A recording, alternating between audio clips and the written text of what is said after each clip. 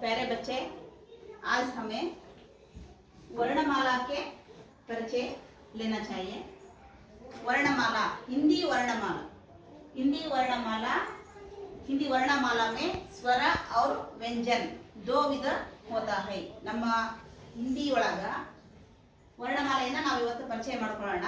ಅದರಲ್ಲಿ ನಾವು ಎಷ್ಟು ಅಕ್ಷರಗಳಿದಾವೆ ಹಿಂದಿ ವರ್ಣಮಾಲೆಯಲ್ಲಿ ಹೇಳ್ರಿ ನೋಡೋಣ। ಇಲ್ಲಿ ಅದು ವಿಧಗಳಾಯಿತು, ಒಟ್ಟು ಅಕ್ಷರಗಳು ಅ ಆ ಇ ಈ ಉ ಊ ಋ ಎ ಐ ಓ ಔ ಅಂ ಅಹ ವ್ಯಂಜನ ಕ ಖ ಗ ಘ ಞ ಚ ಛ ಜ ಝ ಞ ಟ ಠ ಡ ಢ ಣ ತ ಥ ದ ಧ ನ ಪ ಫ ಬ ಭ ಮ ಯ ರ ಯ ವ ಶ ಶ ಸ ಹ ಳ ಶ ಜ್ಞ ಶ್ರ ಹ ಹ ಶ ಶ ಶ್ರ ಶ್ರ ಜ್ಞ ನ ಶ್ರ ಶ್ರ ನಿಮಗೆ ಈಗಾಗಲೇ ಬರ್ತಾವ ಇವು ಅಕ್ಷರಗಳು? ಹಂಗಾದ್ರೆ ನಾನು ಹೇಳೋದು ಬೇಕಿಲ್ಲ, ಹೇಳೋದು ಬೇಡವಾ? ಅವೇ ಬರೋ ಅಕ್ಷರಗಳನ್ನೇ ನಾವು ಯಾವ ರೀತಿ ಕಲಿಯೋದು ಅಂತಂದು ಹೇಳ್ತೇವೆ। ಮೊದಲಿಗೆ ಶಿರೋರೇಖಾ, ಕಡಿರೇಖಾ, ತಿರ್ಚಿ ರೇಖಾ, ವಕ್ರರೇಖಾ ಅಥವಾ ಆಧಾ ಗೋಲ್, ಇದು ಕೂಡ ವಕ್ರರೇಖಾ।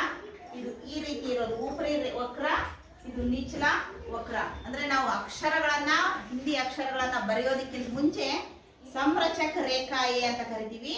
ಆ ರೇಖೆಗಳನ್ನ ನಾವು ಬರೆಯೋದ್ರ ಮುಖಾಂತರ ಹಿಂದಿ ಅಕ್ಷರಗಳನ್ನ ಕಲಿತೀವಿ। ಎ ಶಿರೋರೇಖಾ ಕಹತೆ ಹೈ, ಎ ಶಿರೋರೇಖಾ। ನಾವು ಯಾವುದೇ ಒಂದು ಹಿಂದಿ ಅಕ್ಷರ ಬರಿಬೇಕು ಅಂತಂದ್ರೆ ಅಲ್ಲಿ ನಾವು ಈ ಗೆರೆಯನ್ನ ಹಾಕಿನೇ ಬರಿಬೇಕು। ಶಿರ ಅಂತಂದ್ರೆ ತಲೆ, ಶಿರೋರೇಖಾ ಅಂದ್ರೆ ತಲೆ, ಅಕ್ಷರದ ತಲೆಯ ಮೇಲೆ ಬರೆಯುವಂಥದ್ದು ಶಿರೋರೇಖಾ। ಹಂಗೆ ಮತ್ತೆ ನಾವು ಕಡಿ ರೇಖಾ, ಅಕ್ಷರಗಳನ್ನ ಬರಿಬೇಕಾದಾಗ ಈಗ ನಾವು ಇಲ್ಲಿ ಕ ಬರಿತೀವಿ, ಆ ಕ ಬರಿಬೇಕಾದಾಗ ಇಲ್ಲಿ ಈ ರೀತಿ ಗೆರೆಯನ್ನ ಹಾಕಿದ್ವಿ, ಹೌದಾ? ಇದು ಕಡಿ ರೇಖಾ। ಕಡಿ ಅಂತಂದ್ರೆ ನಿಂತ್ಕೊಳ್ಳೋದು, ಇದು ಗೆರೆ ಏನಾಗುತ್ತೆ, ಇದು ನಿಂತ್ಕೊಂಡ್ರೆ ಹಿಂಗೆ ನಿಂತಿರುತ್ತೆ। ಏನಾದ್ರು ಸೊಟ್ಟಾಗಿರುತ್ತಾ, ಇದು ಮಕ್ಕೊಂಡಿರ್ತದ? ಇಲ್ಲ, ಸೀದಾ ಇರುತ್ತಲ್ಲ, ಅದಕ್ಕೆ ಇದನ್ನೇನಂತ ಕರಿತೀವಿ ನಾವು ಕಡಿ ರೇಖಾ ಅಂತ ಹೇಳಿ ಕರಿತೀವಿ। ಅದೇ ರೀತಿ ತಿರ್ಚಿ ರೇಖಾ, ಅಕ್ಷರಗಳನ್ನ ಬರಿಬೇಕಾದ್ರೆ ಏನ್ ಮಾಡ್ತೀವಿ ನಾವು, ಒಂದೊಂದು ಅಕ್ಷರ ಬರಿಬೇಕಾದ್ರೆ ಈಗ ಈ ತರ ಕ್ರಾಸ್ ಬರೆಯೋದು, ಮತ್ತೆ ಇನ್ನೊಂದು ಅಕ್ಷರ ಈಗ ಬರೀಬೇಕು। ಈ ತರ ಯಾವ ಅಕ್ಷರ ಬಂದೈತಿ ಇದ್ರೊಳಗ ನೋಡ್ರಿ, ಬಂದಿದ್ದೇನಾ? ಈ ತರ ಇಲ್ಲಿ ಶ ಬರಿಬೇಕಾದ್ರೆ ಹಾಕಿದೀವ, ಮತ್ತೆ ಅದೇ ರೀತಿ ಬ ಬರಿಬೇಕಾದ್ರೆ ಈ ತರ ಗೆರೆ ಇಲ್ಲಿ ಬರುತ್ತಲ್ಲ, ಇದನ್ನ ಏನಂತ ಕರಿತೀವಿ ನಾವು ತಿರ್ಚಿ, ಅಂದ್ರೆ ಕ್ರಾಸ್ ಆಗಿದೆ। ತಿರ್ಚಿ ಅಂದ್ರೆ ಕ್ರಾಸ್, ಈ ತರ ಕ್ರಾಸ್ ಆಗಿರೋ ಅದು ಇನ್ನೊಂದು ಕಡೆ ಕ್ರಾಸ್ ಆಗಿರೋದು, ಒಂದು ಈ ತರ ಆಗಿರುತ್ತೆ, ಇನ್ನೊಂದು ಈ ತರ ತಿರ್ಚಿ ರೇಖಾ। ಈ ತರ ಆದ್ರೆ ಶ ಮತ್ತು ಬ ಬರಿತೀವಿ। ಅದೇ ಈ ರೀತಿ ಕ್ರಾಸ್ ಗೆರೆ ಆಗಿತ್ತು, ತಿರ್ಚಿ ರೇಖಾ ಇತ್ತು ಅಂತಂದ್ರೆ ಅದನ್ನ ಎಲ್ಲಿ ಬರಿತೀವಿ ನಾವು, ತ್ರ ಬರಿಬೇಕಾದ್ರೆ ಬರಿತೀವಿ। ಯಾವ ಅಕ್ಷರ ಬರಿಬೇಕಾದ್ರೆ ಒಂದ್ ಹಿಂಗೆ ಒಂದ್ ಹಿಂಗೆ ಬರಿತೀವ। ಅದನ್ನೇ ಮುಂದೆ ಪ್ರ, ಕ್ರ, ಈ ರೀತಿ ಎಲ್ಲ ಅಕ್ಷರಗಳು ಆಗ್ತಾವ, ಅದನ್ನೇ ನಾವು ತಿರ್ಚಿ ರೇಖಾ ಅಂತ ಹೇಳಿ ಕರಿತೀವಿ। ಈಗ ಒಂದು ರೇಖೆ ಇರುತ್ತೆ, ಈ ತರ ಇತ್ತು ಅಂದ್ರೆ ಅದನ್ನ ತಿರ್ಚಿ ರೇಖಾ ಅಂತ ಹೇಳಿ ಕರಿತೀವಿ। ನೆಕ್ಸ್ಟ್ ವಕ್ರ ರೇಖಾ ಅಥವಾ ಆಧಾ ಗೋಲ್। ಗೋಲ ಅಂತಂದ್ರೆ ನಾವು ಪೂರ್ತಿ ಗೋಲವನ್ನ ಹಾಕ್ತೀವಿ, ಹೌದಾ?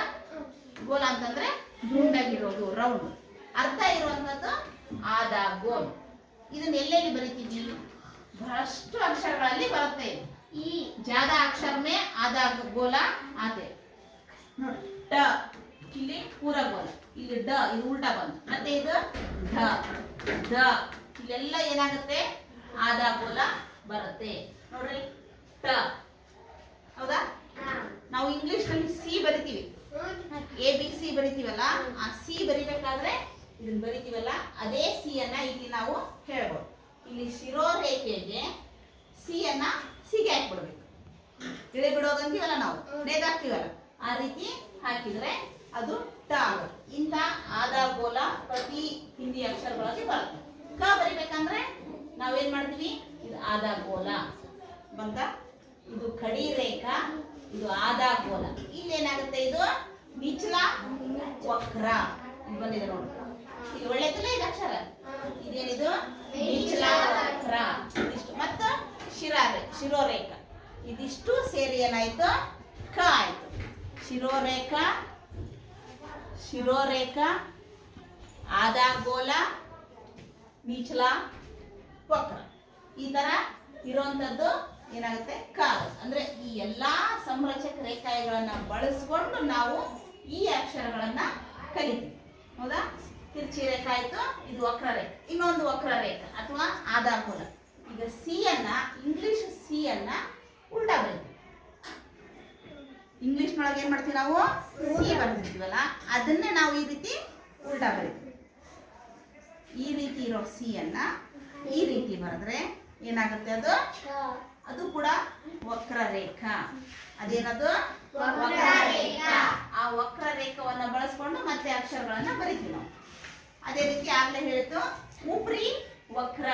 ಉಪ್ರಿ ವಕ್ರ ಬರಿತೀವಿ ಅಂತಂದ್ರೆ ವಕ್ರರೇಖಾ ಆಯ್ತು. ಉಪ್ರಿ ವಕ್ರ, ಉಪ್ರಿ ವಕ್ರ ಈ ತರ ಬರೆದ್ರೆ ಇಂಗ್ಲಿಷ್ ನಲ್ಲಿ ಯು ಬರಿತೀವಿ. ABCD ಬರಿಬೇಕಾದ್ರೆ EFGHIJ KL MN OP QRSTU ಇವು ಬಂತ. ಈ ತರ ಬರ್ತೀವಲ್ಲ, ಇದನ್ನ ಏನಿದೆ ಉಪ್ರಿ ವಕ್ರ ಅಂತ. ಇದನ್ನ ಬಳಸ್ಕೊಂಡು ನಾವು ಶ ಬರಿತೀವಿ ಮತ್ತು ಣ ಬರಿತೀವಿ, ಪ ಬರಿತೀವಿ. ಈ ತರ ಅಕ್ಷರಗಳೆಲ್ಲ ಏನಾಗ್ತಾವ, ಈ ಉಪ್ರಿ ವಕ್ರ ರೇಖೆಯೊಳಗ ಬರುತ್ತೆ. ಅದೇ ರೀತಿ ನಿಚ್ಚಲ ವಕ್ರ ಅಂತಂದ್ರೆ ತ ಬರೀತೀವಿ.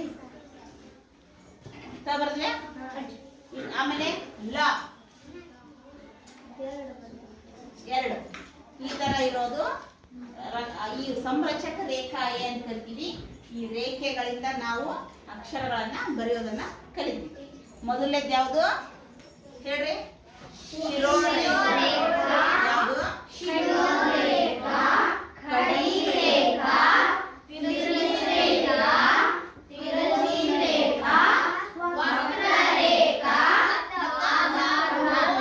ಆದಾಗೋಲ್ ಅಥವಾ ವಕ್ರರೇಖಾ. ಆಮೇಲೆ ಉಪ್ರಿ ವಕ್ರ, ನಿಚ್ಚಲ ವಕ್ರ.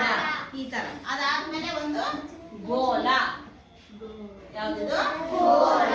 ಇದನ್ನ ನಾವು ಈ ರೀತಿ ಸೇರಿಸ್ತೀವಿ. ಹಿಂಗಿರುವಂತ ಸಂರಚಕ ರೇಖಾಯಗಳಿಂದ, ಈ ರೇಖೆಗಳಿಂದ ನಾವೇನ್ ಮಾಡ್ತೀವಿ, ಹಿಂದಿ ಅಕ್ಷರಗಳನ್ನ ಕಲಿಯಕ್ಕೆ ಶುರು ಮಾಡ್ತೀವಿ. ಆ ತರ ಬಂದಾಗ ಇವೆಲ್ಲ ಹಿಂದಿ ಅಕ್ಷರಗಳು ಮೊದಲೇ ಓದಿದ್ವಿ. ಅದನ್ನೇ ನಾವು ಕನ್ನಡದಲ್ಲಿ ರಗ ಸದಾ ಕಲಿತೀವಲ್ಲ, ಅದೇ ತರ ಹಿಂದಿ ಅಕ್ಷರಗಳನ್ನು ಕೂಡ ನಾವು ರಗ ಸದ ಅ ಅಂತ ಇದ್ರ ಮುಖಾಂತರನು ಕಲಿಬಹುದು. ಅಂದ್ರೆ ಬೇಗ ಕಲಿಯೋಕೆ ಅನುಕೂಲ ಆಗುತ್ತೆ.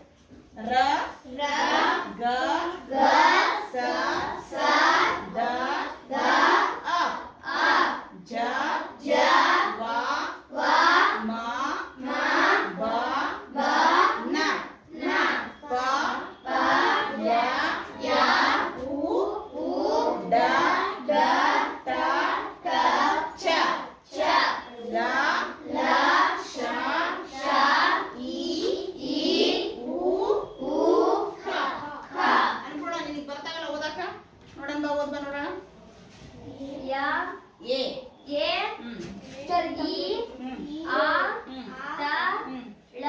ಗುಡ್.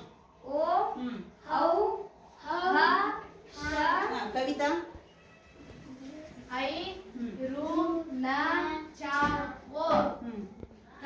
ಧ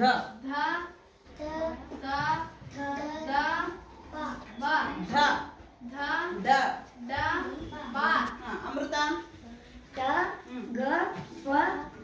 ज ख अम आह न्या छ ಯ न्या ಯ या ಯ ಅನ್ಪೂರ್ಣ? श त्र न्या स्र. Very good.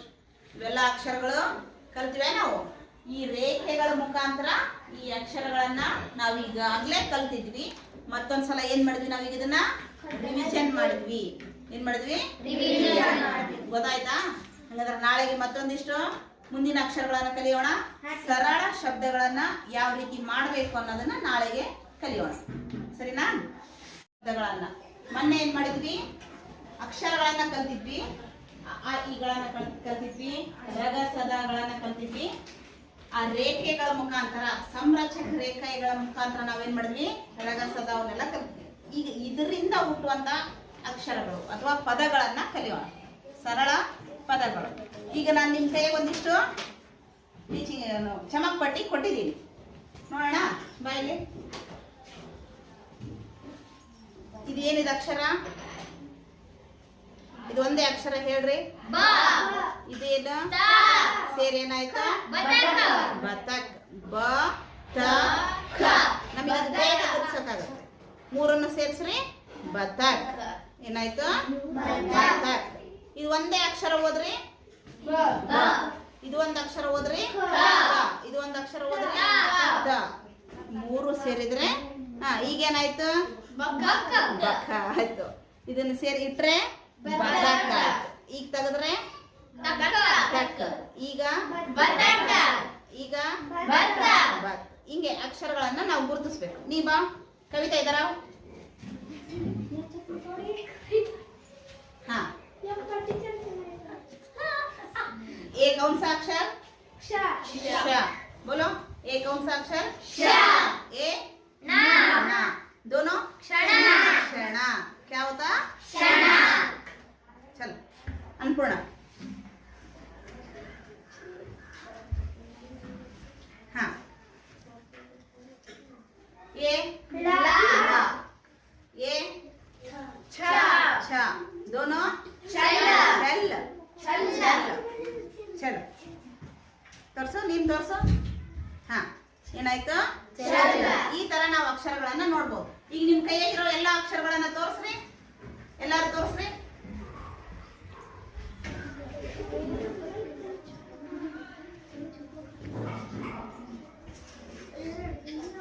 ಹಾ, ಈಗ ಇನ್ನೊಂದಿಷ್ಟು. ಸರಿ, ಕೈ ಬಿಡ್ರಿ. ಇಲ್ಲಿ ಕಾಣೋದು ಏನ್ ಹೇಳ್ರಿ ನೋಡೋಣ. ಪದಕ್. ಪದಕ್. ಇದು ಚರಣ್.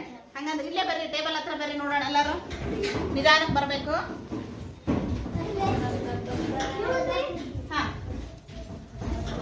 ಇಲ್ಲಿರೋ ಅಕ್ಷರಗಳನ್ನ ಹೇಳ್ತೀರಾ ನೀವು? ಸರಿ, ಶಬ್ದಗಳನ್ನ ಗಲಾಟೆ ಮಾಡಬಾರ್ದು. ಹಾ, ಇದ್ರೊಳಗ ಚರಣ್ ಯಾವ್ದು ತೋರ್ಸಮ್ಮ? ಚರಣ್. Very good. ನನ್ ಕೈ ಕೊಡ್ರಿ. ಚರಣ್. Very good. ಹಾ, ನಮಕ್. ಜೈ ಬಂದಿ ತೋರ್ಸು. ನಮಕ್. ಹಾ, ಅದೇನದು? ಅಮೃತ. ನೀ ತೋರ್ಸಮ್ಮ. ಸಫಲ್ ತೋರ್ಸು. ಹುಡುಕ್ಬೇಕು. ಸಫಲ್. ಏಕ್ಯಾ? ಸಫಲ್. ಸರಳ ಅಕ್ಷರ. ಸಂದೋಲೆ ಬಿಡಿ ಬಿಡಿ ಅಕ್ಷರ ವರ್ಣಮಾಲೆಯಲ್ಲಿ ಬರುವಂತದ್ದು ನೋಡ್ರಿ. ಹೌದಾ? ಸಫಲ್. ಅದೇ ರೀತಿ ನಾವಿಲ್ಲಿ ಚರಣ್ ಅಂತ ಹೇಳಿದ್ವಿ. ಪದಕ್. ಪದಕ್ ತಗೊಂಡ್ರೆ ತೋರಿಸ್ತೀಯ? ನೀನ್ ಯಾರು ತೋರಿಸ್ತೀಯ? ಅನ್ಬಿಡಪ್ಪ, ತೋರ್ಸು. ಪದಕ್ ಇಲ್ಲಿ ತೋರ್ಸು. ಅಲ್ಲಿ ತೋರ್ಸು. ಇದಕ್ಕೆ ಬಿಡು. ಪ ತೋರ್ಸು ಫಸ್ಟ್. ಹಾ, ವೆರಿ ಗುಡ್. ದ. ಹಾ, ಕ. ಹಾ, ಪದಕ್. ಬ. ಇದು ಪ, ಇದು ದ, ಇದು ಕ. ನಾವು ಇಲ್ಲಿ ಬರ್ತೀವಲ್ಲ, ಎಲ್ಲಿಂದ ಬರ್ತೀವಿ ಅಂದ್ರೆ ಇವೇ ಅಕ್ಷರಗಳಿಂದ. ನಾವು ಇಲ್ಲಿ ಯಾವ್ದು ಬರಹ ಕಡಿಯನ್ನ ಬಳಸಿಲ್ಲ, ಕಾಗುಣಿತಗಳನ್ನ ಬಳಸಿಲ್ಲ, ಬರೀ ಸರಳ ಶಬ್ದಗಳು. ನೆಕ್ಸ್ಟ್ ಬರುವಂತದ್ದು ಇದು ಯಾವುದು? ಯಾವ್ದಿದು? ವಚನ್. ಗುಡ್. ಏ ಪದ ಏ ಶರದ್. ಶರದ್. ಇದರದೇ ಶರದ್. ಹೌದಾ? ಗೊತ್ತಾಗ್ತಾವ? ಈ ತರ ಇರುವಂತವನ್ನ ಫಸ್ಟ್ ನಾವು ಬರೆಯೋದನ್ನ ಕಲಿಬೇಕು. ಇದು ಯಾವುದು? ಬರಗದ್. ಇದು ಬರಗದು ಮರದ ಹೆಸರು, ಒಂದು ಗಿಡದ ಹೆಸರು ಅಥವಾ ಆಲದ ಮರ ಅಂತ ನಾವು ಕರಿತೀವಿ. ಬರಗದ್. ನೋಡ್ರಿ ಇಲ್ಲಿ ಬ. ರ ಎಲ್ಲೈತೆ ತೋರ್ಸಮ್ಮ. ಹಾ, ಜಡ. ಇದೇನಿದು? ಗ ತೋರ್ಸು. ಗ. ದ. ಹಾ, ಬರಗದ್. ಬ. ನೋಡ್ರಿ ಬ ರ ಗ ಬರಗದ್. ಈ ತರ ನಾವು ಸಣ್ಣ ಸಣ್ಣ ಶಬ್ದಗಳನ್ನ ಮಾಡ್ಬೋದು. ಇದ್ರೊಳಗೆ ಜಗತ್ ಎಲ್ಲಿದೆ ತೋರ್ಸ್ರಿ. ಜಗತ್. ಹಾ ಸರಿ. ಜನಂ ಕೊಡಮ್ಮ ನೀನು. ಹಾ ಜನ ಏನದು ಜನಂ. ಕಲಂ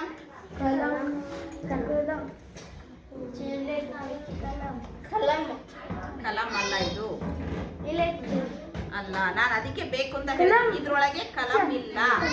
ಕಲಂ ಇಲ್ಲ ಇದ್ರೊಳಗೆ. ನೀವು ಗುರುತಿಸ್ಬೇಕು ಅದನ್ನ. ಅದಕ್ಕೆ ನಿಮಗೆ ಕೊಟ್ಟಿರೋದು ಕೆಲಸನ. ಕಲಂ ಇಲ್ಲ. ಲಹರ್ ಲಹರ್. ಈ ತರ ಸಣ್ಣ ಸಣ್ಣ ಪದಗಳನ್ನ ನಾವೇನ್ ಮಾಡ್ತೀವಿ ಅಕ್ಷರಗಳಿಂದ ಮಾಡ್ತೀವಿ. ಗೊತ್ತಾಯ್ತಾ? ಸರಳ ಶಬ್ದಗಳು. ಇದನ್ನೆಲ್ಲ ಬರ್ಕೊಂಡು ಬರ್ತೀರಾ ನೀವು? ಬರ್ಸ್ಲಾ ನಾನು ಬೋರ್ಡ್ ಮೇಲೆ? ಸರಿ ಹೋಗಿ ಕೂತ್ಕೊಳ್ಳಿ. ನಿಮ್ ಜಾಗ ಕೂತ್ಕೊಳ್ಳಿ. ನೀವೇ ಬರೀತೀರಾ? ಸರಿ ನಾನು ಹೇಳ್ತೀನಿ ಬರ್ರಿ. ಕೂತ್ಕೊಳ್ಳಿ. ನೋಡ್ರಿ. ಬಾ ಅನ್ಪೂರ್ಣ. ಬರಿ. ಬರಗದ್. ನೋಡ್ರಿ ಸರಳ ಶಬ್ದ ಅನ್ಪೂರ್ಣ ಬರೀತಾಳ. ಹಾ ಬರಗದ್. Very good. ಶರದ್ ಶರದ್. ದ ದ ಶರದ್. ಹಾ ವೆರಿ ಗುಡ್. ನೀನ್ ಬಾ. ನೀನ್ ಬರಮ್ಮ. ವಚನ್.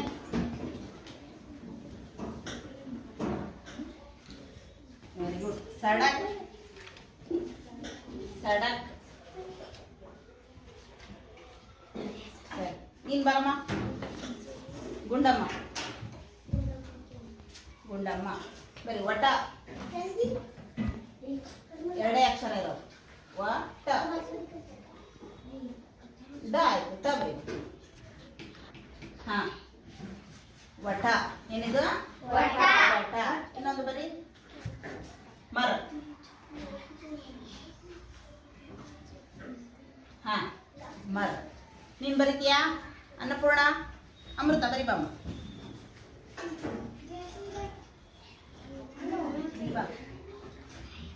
ಮತ್ತೆಲ್ಲ 4 ಅಕ್ಷರಗಳು. ನೋಡ್ರಿ ಎಷ್ಟು ಅಕ್ಷರ ಆದ್ರೂ ಕೂಡ ಕಾಗುಣಿತ ಇಲ್ಲದಂಗೆ ಪದಗಳು ಆಗ್ತಾವ. ಮತ್ತೆಲ್ಲ ಅದಕ್ಕೆ ಫಸ್ಟ್ ಅಕ್ಷರಗಳನ್ನ ಬರಿಬೇಕು, ಆಮೇಲೆ ಗೆರೆ ಎಳಿಬೇಕು. ಶಿರೋರೇಖವನ್ನು ಮತ್ತೆಲ್ಲ ಬರ್ದೆ.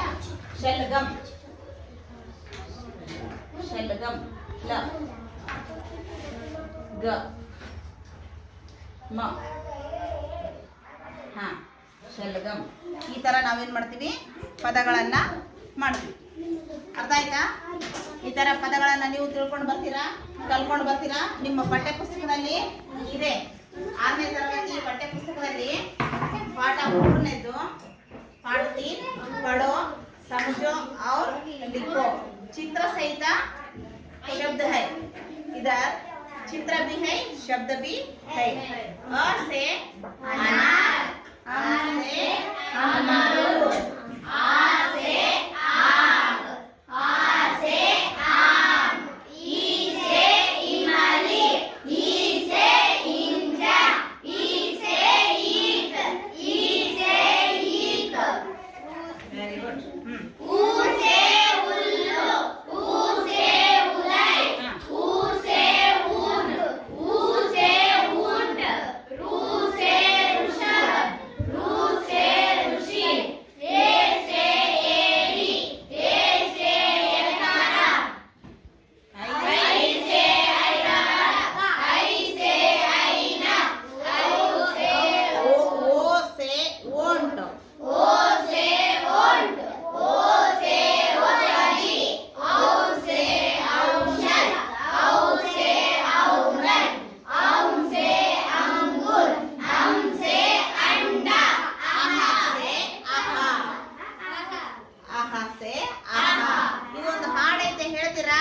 ಹೇಳ್ರಿ ನೋಡೋಣ. ಮೊನ್ನೆ ಹೇಳ್ಕೊಟ್ಟಿದ್ದೆ ನಾನು. ಅ से अनार, अ अ आ, आ से अनाम, आ आम, ई से इमली, ई इमली, ई से ईट, ई ईख, ऊ से उल्लू, ऊ उल्लू, ऊ से ऊन, ऊ ऊंट, रू से ऋषि, रू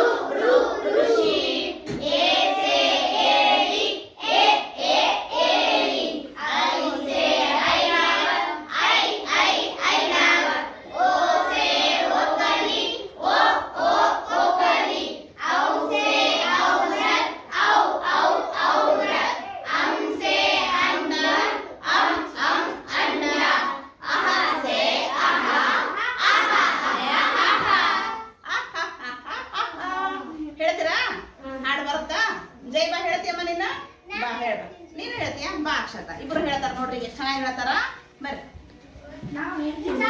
ಅವ್ರಿಬ್ರೇ ಹೇಳ್ತಾರ ಚೆನ್ನಾಗಿ ಹೇಳ್ತಾರ ಕೇಳಿಸ್ಕೊ ನೋಡಿ ಹೇಳ್ತೀರಾ ಹಂಗೆ ಹೇಳ್ತೀರಾ ತೋಳ್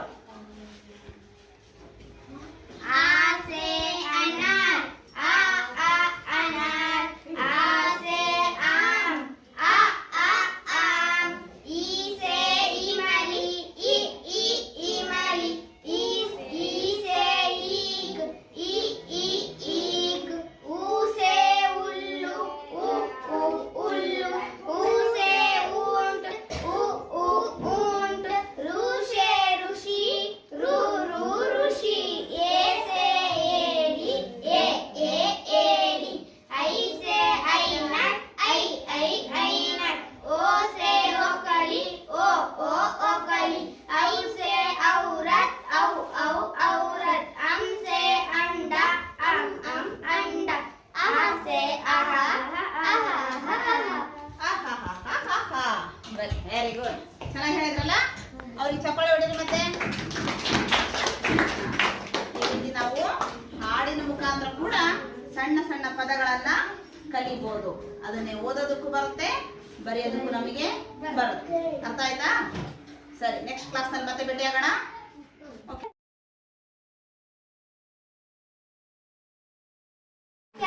ಹಾ ಹೇಳಬಾರ್ದು हमारा राष्ट्रीय फल आम ವೆರಿ ಗುಡ್ ಇನ್ನ ಮೇಡಮ್ हमारा राष्ट्रीय फल आम हमारा राष्ट्रीय फल आम ತಿಂದಿರಾ ನೀವೆಲ್ಲರೂ ರುಚಿಯಾಗಿರುತ್ತಾ ಬಾ ಮನೆಯಿಂದ ಬಾ ಓಕೆ हमारा राष्ट्रीय क्रीड़ा हॉकी हाँ तोर्सो हमारा राष्ट्रीय क्रीड़ा अथवा खेल क्रीड़ा और खेल हमारा राष्ट्रीय क्रीड़ा और खेल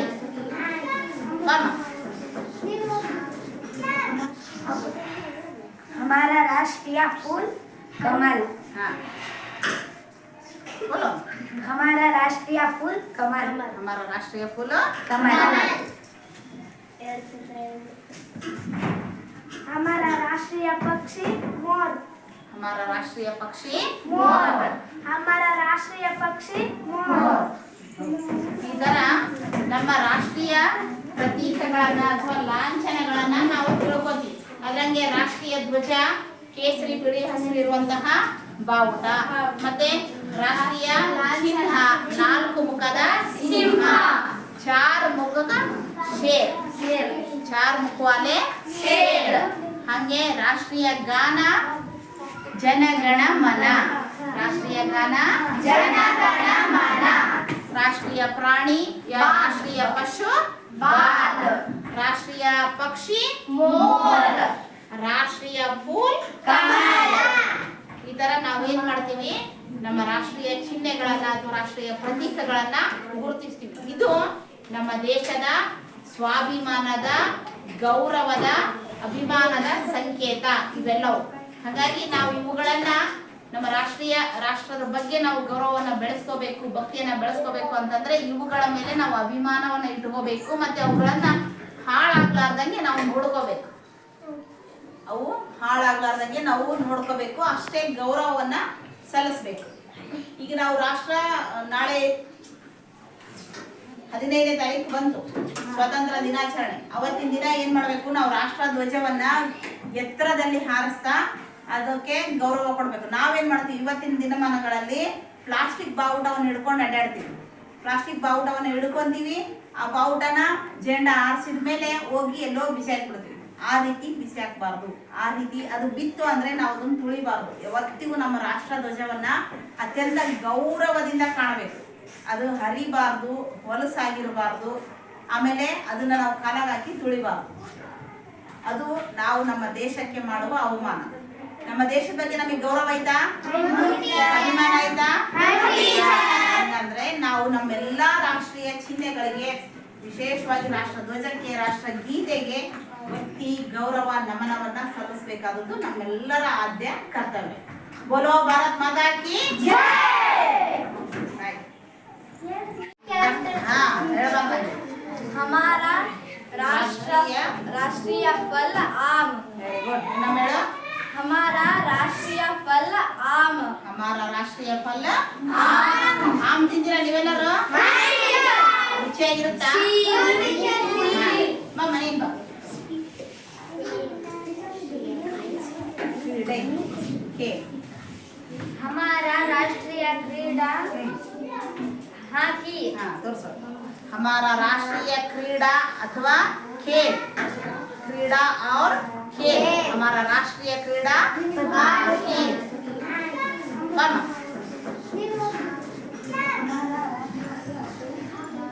हमारा राष्ट्रीय पशु बाघ। बाघ. बाघ। हाँ.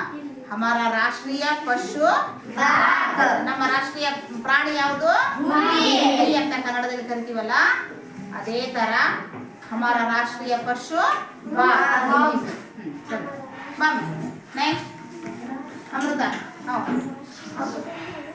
हमारा राष्ट्रीय फूल कमल। हाँ बोलो. हमारा राष्ट्रीय फूल कमल। हमारा राष्ट्रीय फूल कमल। हमारा राष्ट्रीय पक्षी मोर। हमारा राष्ट्रीय पक्षी मोर। हमारा राष्ट्रीय पक्षी मोर। ಈ ತರ ನಮ್ಮ ರಾಷ್ಟ್ರೀಯ ಪ್ರತೀಕಗಳನ್ನ ಅಥವಾ ಲಾಂಛನಗಳನ್ನ ನಾವು ತಿಳ್ಕೊತೀವಿ. ಅದರಂಗೆ ರಾಷ್ಟ್ರೀಯ ಧ್ವಜ ಕೇಸರಿ ಬಿಳಿ ಹಸಿರಿರುವಂತಹ ಬಾವುಟ, ಮತ್ತೆ ರಾಷ್ಟ್ರೀಯ ಸಿಂಹ 4 ಮುಖದ ಸಿಂಹ, 4 ಮುಖದ ಶೇರ್, 4 ಮುಖ ವಾಲೆ ಶೇರ್. ಹಾಗೆ ರಾಷ್ಟ್ರೀಯ ಗಾನ ಜನಗಣ ಮನ, ರಾಷ್ಟ್ರೀಯ ಗಾನ ಜನಗಣ ಮನ. राष्ट्रीय प्राणी या राष्ट्रीय पशु बाघ, राष्ट्रीय पक्षी मोर, राष्ट्रीय फूल कमल. ಈ ತರ ನಾವು ಏನು ಮಾಡ್ತೀವಿ, ನಮ್ಮ ರಾಷ್ಟ್ರೀಯ ಚಿಹ್ನೆಗಳನ್ನ ಅಥವಾ ರಾಷ್ಟ್ರೀಯ ಪ್ರತೀಕಗಳನ್ನ ಗುರುತಿಸ್ತೀವಿ. ಇದು ನಮ್ಮ ದೇಶದ ಸ್ವಾಭಿಮಾನದ, ಗೌರವದ, ಅಭಿಮಾನದ ಸಂಕೇತ ಇವೆಲ್ಲವೂ. ಹಾಗಾಗಿ ನಾವು ಇವುಗಳನ್ನ ನಮ್ಮ ರಾಷ್ಟ್ರದ ಬಗ್ಗೆ ನಾವು ಗೌರವವನ್ನು ಬೆಳೆಸ್ಕೋಬೇಕು, ಭಕ್ತಿಯನ್ನ ಬೆಳೆಸ್ಕೋಬೇಕು ಅಂತಂದ್ರೆ ಇವುಗಳ ಮೇಲೆ ನಾವು ಅಭಿಮಾನವನ್ನ ಇಟ್ಕೋಬೇಕು. ಮತ್ತೆ ಅವುಗಳನ್ನ ಹಾಳಾಗ್ಲಾರ್ದಂಗೆ ನಾವು ನೋಡ್ಕೋಬೇಕು. ಅವು ಹಾಳಾಗ್ಲಾರ್ದಂಗೆ ನಾವು ನೋಡ್ಕೋಬೇಕು, ಅಷ್ಟೇ ಗೌರವವನ್ನ ಸಲ್ಲಿಸ್ಬೇಕು. ಈಗ ನಾವು ನಾಳೆ 15ನೇ ತಾರೀಕು ಬಂತು ಸ್ವಾತಂತ್ರ್ಯ ದಿನಾಚರಣೆ. ಅವತ್ತಿನ ದಿನ ಏನ್ ಮಾಡ್ಬೇಕು, ನಾವು ರಾಷ್ಟ್ರ ಧ್ವಜವನ್ನ ಎತ್ತರದಲ್ಲಿ ಹಾರಿಸ್ತಾ ಅದಕ್ಕೆ ಗೌರವ ಕೊಡ್ಬೇಕು. ನಾವೇನ್ ಮಾಡ್ತೀವಿ, ಇವತ್ತಿನ ದಿನಮಾನಗಳಲ್ಲಿ ಪ್ಲಾಸ್ಟಿಕ್ ಬಾವುಟವನ್ನು ಹಿಡ್ಕೊಂಡು ಅಡ್ಡಾಡ್ತೀವಿ. ಪ್ಲಾಸ್ಟಿಕ್ ಬಾವುಟವನ್ನು ಹಿಡ್ಕೊಂತೀವಿ, ಆ ಬಾವುಟನ ಜೆಂಡ ಆರಿಸಿದ ಮೇಲೆ ಹೋಗಿ ಎಲ್ಲೋ ಬಿಸಿ ಹಾಕ್ಬಿಡ್ತೀವಿ. ಆ ರೀತಿ ಬಿಸಿ ಹಾಕ್ಬಾರ್ದು. ಆ ರೀತಿ ಅದು ಬಿತ್ತು ಅಂದ್ರೆ ನಾವು ಅದನ್ನು ತುಳಿಬಾರ್ದು. ಯಾವತ್ತಿಗೂ ನಮ್ಮ ರಾಷ್ಟ್ರ ಧ್ವಜವನ್ನ ಅತ್ಯಂತ ಗೌರವದಿಂದ ಕಾಣಬೇಕು. ಅದು ಹರಿಬಾರ್ದು, ಹೊಲಸಾಗಿರಬಾರ್ದು. ಆಮೇಲೆ ಅದನ್ನ ನಾವು ಕಾಲಾಗ ಹಾಕಿ ತುಳಿಬಾರ್ದು. ಅದು ನಾವು ನಮ್ಮ ದೇಶಕ್ಕೆ ಮಾಡುವ ಅವಮಾನ. ನಮ್ಮ ದೇಶದ ಬಗ್ಗೆ ನಮಗೆ ಗೌರವ ಐತಾ, ಅಭಿಮಾನ ಐತಾ? ಹಂಗಂದ್ರೆ ನಾವು ನಮ್ಮೆಲ್ಲಾ ರಾಷ್ಟ್ರೀಯ ಚಿಹ್ನೆಗಳಿಗೆ, ವಿಶೇಷವಾಗಿ ರಾಷ್ಟ್ರ ಧ್ವಜಕ್ಕೆ, ರಾಷ್ಟ್ರ ಗೀತೆಗೆ ಭಕ್ತಿ, ಗೌರವ, ನಮನವನ್ನ ಸಲ್ಲಿಸಬೇಕಾದದ್ದು ನಮ್ಮೆಲ್ಲರ ಆದ್ಯ ಕರ್ತವ್ಯ. ಬೋಲೋ ಭಾರತ್ ಮಾತಾ ಕಿ ಜೈ.